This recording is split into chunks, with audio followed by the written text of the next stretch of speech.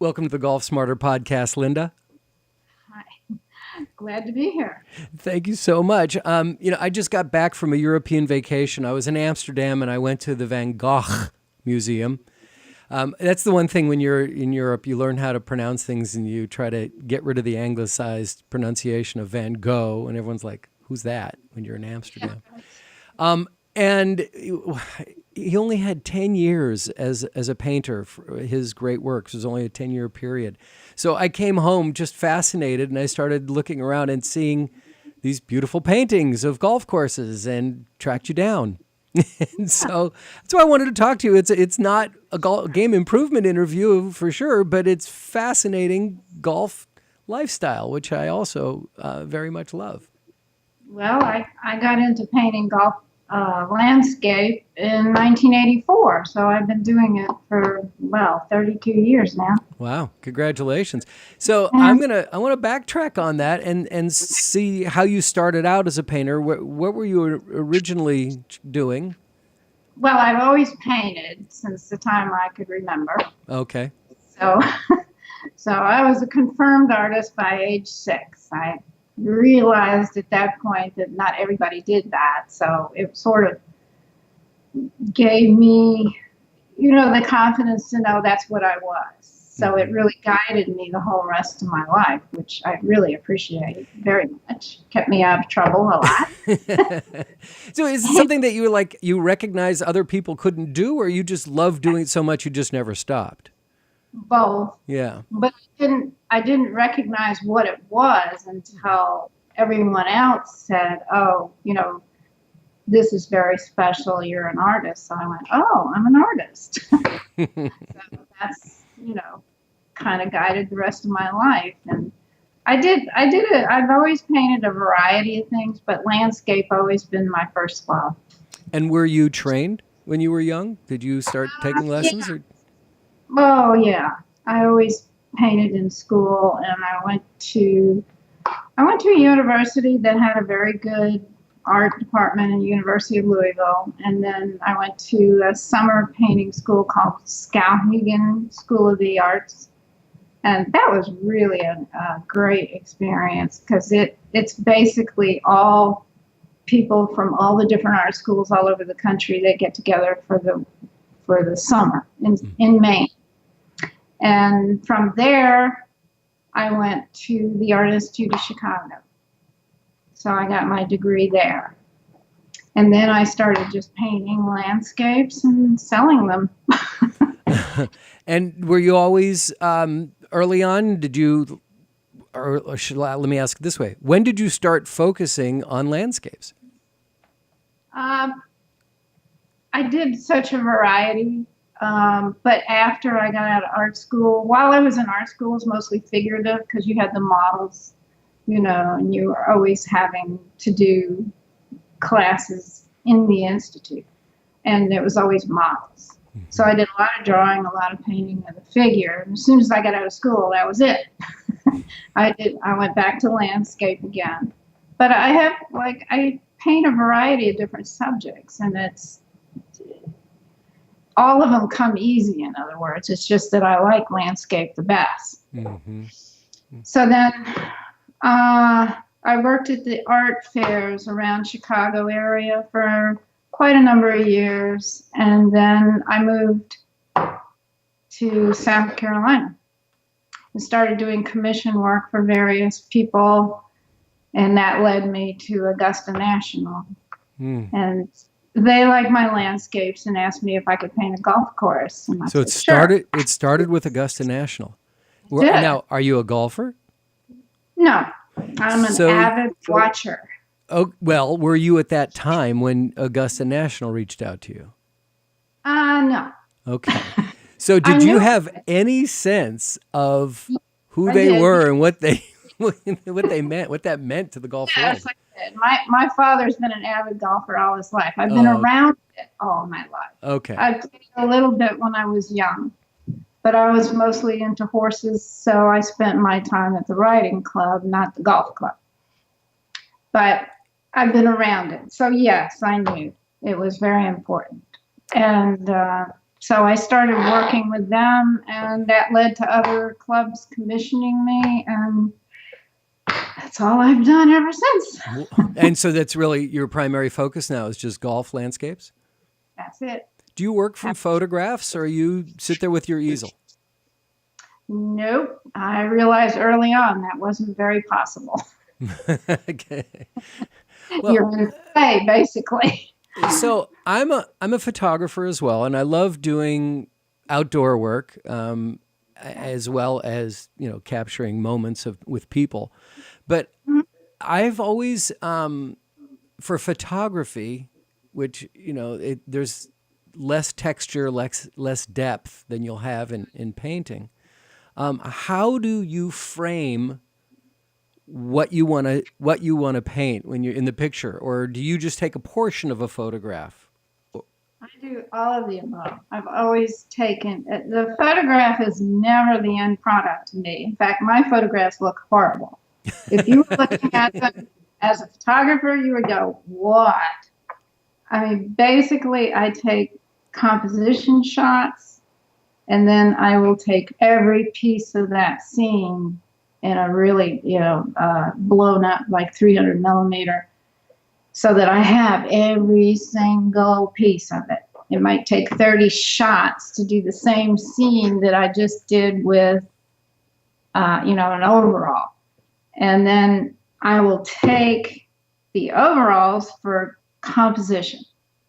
And then each little individual blow-up shot really, it gets into the shadows, it gets into the details. You know what happens when you take one picture, you can't see what's in the shadows. Sure. I mean, you don't get the sense of depth. But if you took just that one little detail, you'd see everything in it, including if there's a bird sitting there or whatever, which I like to include. If there's one that lives there, then I try to work it into the painting if I can. In photography, we have what we call the golden hour, which is the hour just after sunrise or an hour just before sunset. Is that a time that you prefer as well? I always get up when I go to a course. I get up at dawn. I see it at dawn. I watch it for the next maybe 2 hours. The sun gets too high. Mm-hmm. And the great thing about, I photograph it all the time. So when I'm back in the studio, I'll pick the different times that look the best. In other words, it best at 8 o'clock, but at 8:30 it had all these shadows across it. So I pick out each part within reason, obviously, sure. And make the best out of it. So I literally make you see that whole completely, three-dimensionally. And you can't do that with a photograph. Well, no. And then you have different photographs, different shadows on each photograph. So when do you determine, all right, these are the shadows I want to stay with versus like this one over here is obviously much later in the day. Depends on how the painting looks. If it looks better, I see. I'll change it, but within a certain reason. I mean, it's not obvious. In other words, right? Never. But you can look at one of your paintings and go, "Oop! I hope no one notices this piece right here." I've had that with photo. That's what I love about Photoshop. Yeah, there's always things you wish you maybe have done, but I have Photoshop too because I have a digital capture. Yeah. And if there's something really bad in there, I tell my tech guys to get rid of that. Mm-hmm. Or maybe change the color balance a little bit because maybe my color balance wasn't as good on the print. And I'll tell them, okay, push it that way, don't push it this way. And, we go through a long process in proofing prints. And so I get the best of all worlds, basically. And how much jazz do you incorporate? Meaning, how do you riff on something, or you try to stay true to the details? Oh, I'll manipulate a bit. You admitted it. Woohoo! Yeah, I'll leave out things that aren't important. Mm-hmm. Cars, streetlights. Sure. I'm doing St. Andrews, the outside plumbing, that goes. Has anyone ever called you? It's like, wait a minute, there's a No, sprinkler box usually right there. Where to go? no. No, no one's ever called you on that one. And when I did the postage stamp, I moved the Isle of Arran over because I wanted it prominent.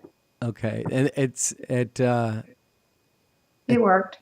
yeah. So now you're taking photographs of a golf course. I'm really fascinated by your process. You're taking photographs for hours. You're watching a golf course as the sun progresses through it. Yeah, and I also do that in the afternoon. Sure, sure. And do you like walk through the course and say, that's my spot? Or do you just keep taking pictures from all different angles of all 18 holes unless there's more? You focus There's on, enough to do that. I try to narrow it down to several holes, Mhm. and then on that hole there'll be several different vantages. So long ago, I just realized I don't know what I'm going to do until I actually have every picture in front of me, and then I get to the process where I visualize the completed painting. And that's when I make those final decisions. So I quit trying to second guess almost myself when I'm on the course, because it happens so many times. I get back to the studio and it could be months later or whatever when I'm actually ready to do it. And I go, why didn't I take more pictures of that angle?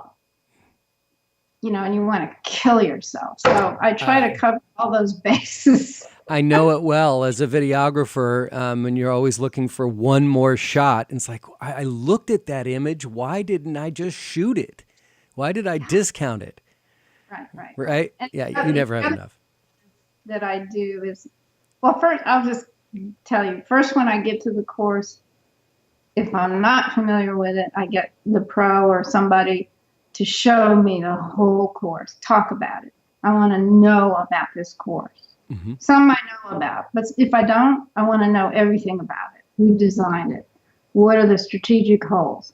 What does everyone think of when they think of this course? Which hole do they think of? What image do they think of? And those are all decisions in picking the hole that best describes and sums up that course, that place. So you have a sense of place. Right, the signature hole. Right. And then I go to taking pictures. Okay. I'll go in the morning and I'll go in the afternoon, or if it's a very high elevation course, it might be the middle of the afternoon. It just depends on how the light is the most important element to me. And it just, that dictates what the final image will be, is how that light hits that course or that hole. I'm looking over your shoulder. You've got some of your work posted on the wall behind you, and I noticed that there's not one that, from where I can see, you don't have any that are just straight blue sky. I know that, again, with photography, just a blue sky is terrible. It gives you no depth. It turns white when you take a picture. You need some texture and depth. Big puffy clouds. Do you add those in? Is that where your jazz comes in? Once in a while, I actually get the sky in the scene I'm doing, but if not, I have a whole cloud file of a box full of cloud pictures going all the way back to the early 80s. Really? And I'll match up the scene with the composition. If I need a strong area here, and if the light's going the right way, I'll just narrow it down until the sky fits that composition. Oh, that's so interesting. And what about places, say in Texas, where you don't have a whole lot of texture and depth in the landscape itself? It's pretty flat. That's like Pinehurst. Pinehurst, for instance. Pinehurst is there's not a lot of elevation. It's so much better now since Court and Crenshaw did it, because before it was so bland. It was just pine trees and green grass. Right. So that was my biggest challenge, was finding the scenes there. But it always came down to the light, just waiting, watching. And if I have to go back at a different season, I go back. Oh, really? Oh yeah, I visited courses in many different seasons. Oh, interesting. Because the light changes dramatically, like St. Andrews, for instance. If you go mid-July, that light is so bad. Because So it's I just like, clouded? It's all well, cloudy? no, it's flat and high. Mm. And at St. Andrews, of course, the main scene is the town. And the light comes from right behind you and the sun comes up right in front of you. Well, you've got no shadows. It's just like the worst. Oh. So, but if you go like in October, you've got shadows from the left. So, and the sun changes position all the time. Last time I went to St. Andrews, I went in May for the first time because I really like the early fall. And I finally got pictures of the first hole, which I've been trying to do ever since I've been there. It was at dawn and I was freezing to death, but I got great pictures. And I've been photographing St. Andrews since 1988. Oh, wow.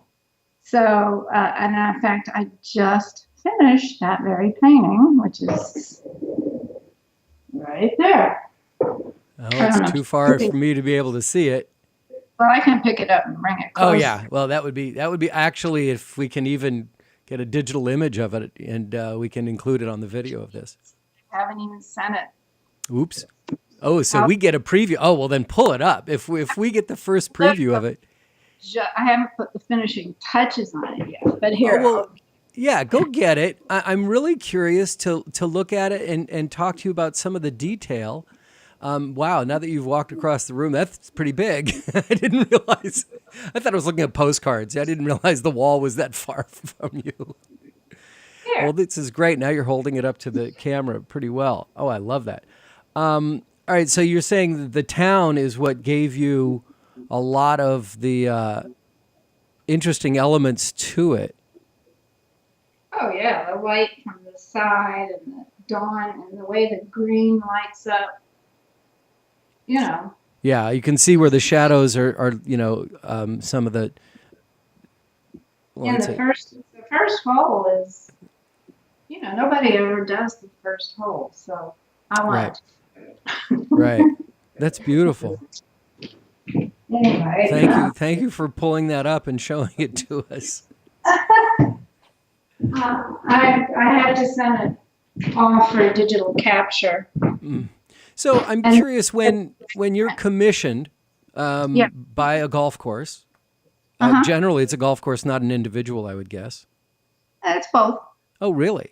Yeah. And they commission you and they say, we would like to get a Linda Hartough painting. Is the next question from you, how many do you want? Or, I mean, I know that we have the production triangle. I don't know if you work off the production triangle, but for me, it's good, quick, and cheap, and you only get to pick two. I generally give them two options, right, and they can change that around if they want to. But like what? Well, the size-wise, in other words, Okay. size, and then as far as prints, they can totally tailor that to however many they want, whatever size they want, and however many they want. So basically getting the painting done is the main thing, because all the paintings I do take 3-4 months. That was my next question. Yeah, I only get, and I work all the time, I want to tell you. But, between going to get the reference material and everything else you have to do in life, if I get 3-4 paintings done a year, I'm doing good. I'm on this is my third, actually. Your third painting this year. Uh-huh. And I got another commission coming up, and then I got Seminole to do, and so that will take me well into next year. Oh, congratulations. That's great. That's So great. Yeah. And what have been some more, what are some of your favorite images that you've created? well, I love the courses in Scotland. They're very wild and natural, like Royal Dornoch, um, Royal County Down, of course. I mean, that's everybody's favorite beauty. And then, of course, well, the great thing about golf landscape is that it's so completely different in different areas. You go to Augusta, that's the extreme opposite. Augusta glows. Mm. And it's just a completely different feeling there than it is if you're in Royal Dornoch. I mean, you couldn't get more opposite, really. So I'm fascinated the word you used, that Augusta glows. What does that mean to you? It just is otherworldly. It's so green, and it's, of course, spring is its best time. No question. I have gone there in the winter to get shots, especially if I want a different light angle on even a hole that I'm going to paint in spring. Like I did the 6th hole there, and I didn't like the way the shadows were, so I saw it in December, and perfect. It just was great. So I did December lighting and in a spring scene and an April scene. But it's just because of the flowers and the vegetation, it just glows. And the way it's all overseeded, there's no fescue, no combination. It's just completely different. And I like both. And of course you love like cypress. I mean, those are kind of no-brainers too. They're so dramatic and with the sea and the rocks and everything. Well, on the West Coast, when you get to come out and see the drama right there on the coast. Right. And how is the coast different there than you live in South Carolina? And you've got coastal waters there and golf courses on the water there. How are they different between the Atlantic and the Pacific? Well, it depends on where you are, obviously, but here it's all marshes. We're very tidal. We have very big tidal elevation, so the water level can be anywhere. And the marsh grass, and I happen to like it in the fall when it turns kind of golden because there's a contrast. Because I've done several around here: Secession, Harbortown. Where else have I done here? Oh, right where I live, Spring Island, and but they all have that golden marsh in it. How much time each year do you spend on the road?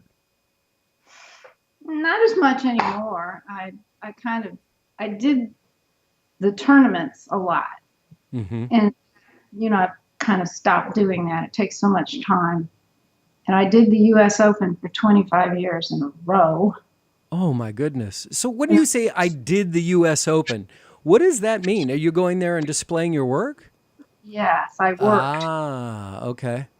Yes. And, well, I actually have taken back a little on that because I got a commission in 1990 to do the U.S. Open Series, Championship Series. That's when I started my series.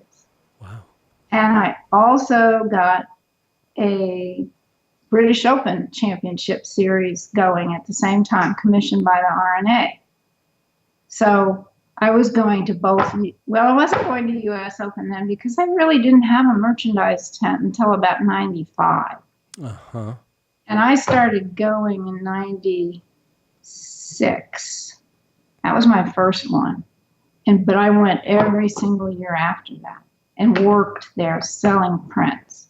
But most of my prints were sold in the USGA catalog and through various sources. And I did go to the British Open in 89, sold my work, went there 1990, and did that whole rotation from 90 to 99.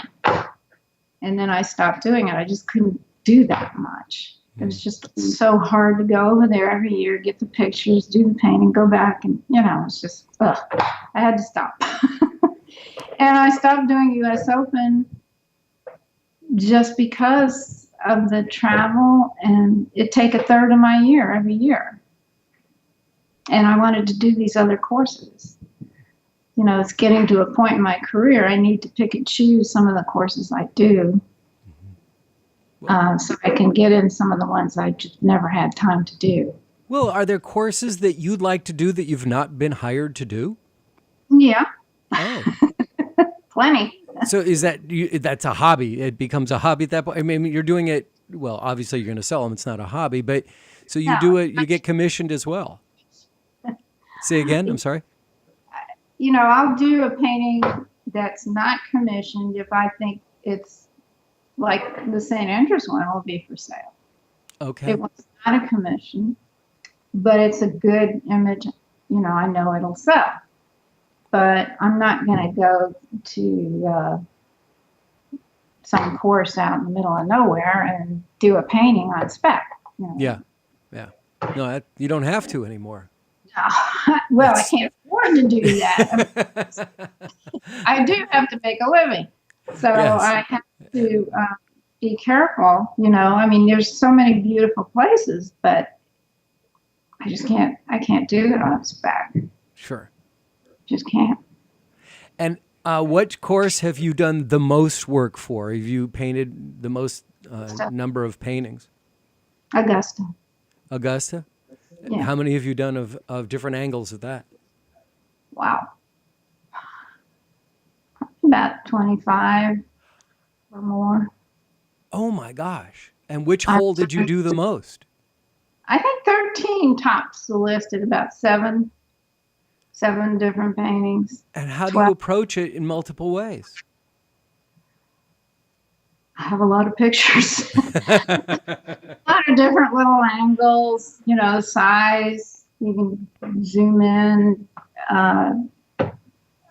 I've been photographing it for a long time, so I have pictures of different angles. One of the things that I've noticed, or have not noticed in your paintings, are people. They were there at the beginning, actually. When I first started doing it, there were several paintings that had a golfer, and later I digitally removed them. When I first did them, I wasn't really completely tuned in and immersed in what I was doing. I was just doing landscape that were for golfers. And then I sort of really tuned into it. And I thought, what I'm trying to convey here is a feeling. And as soon as you put people in it, you make it a narrative. Oh.